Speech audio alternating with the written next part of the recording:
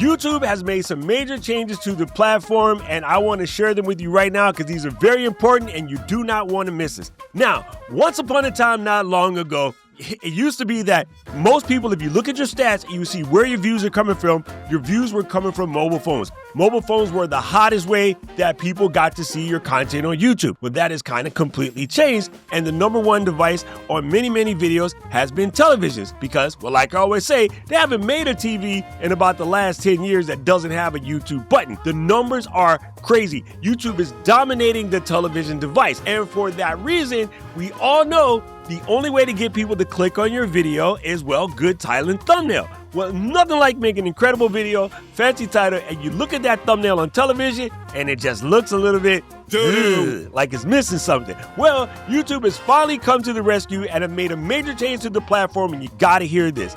They have increased the thumbnail recommendations to 4K.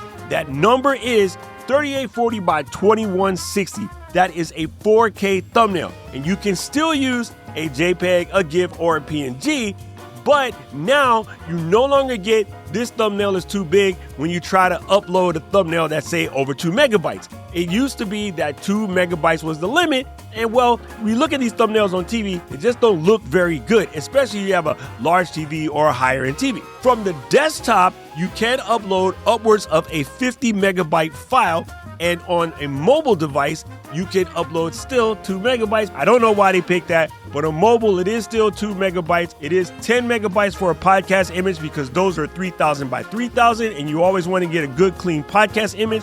But if you have to do this on the road, as soon as you get back, leave yourself a note in your task or your to-do list to just upload that 50 megabyte version. Now, you're still going to keep that 16 by 9 aspect ratio. And remember, podcasts are 1:1, 3,000 by 3,000. But very important, if you haven't done so already, go to your favorite thumbnail creation device, whether that's Canva or Adobe Express or Infinity Design, Photoshop, whatever, and change your thumbnail creating template to 4K, aka 3840 by 2160, and you want to do that today. Because we can actually send that full K resolution thumbnail, you got a better chance of getting your video seen. Now, don't want to beat this any further than that. It's just a reminder. If you haven't done so, go and do it now. If you got a couple of videos that are, recently made that are kind of bangers, go and change those now. I wouldn't go and do my whole catalog or anything like that, but from now on out, get that thumbnail upgraded. And this goes a long way to making sure when you see your thumbnail on the television, you look so fresh and so clean.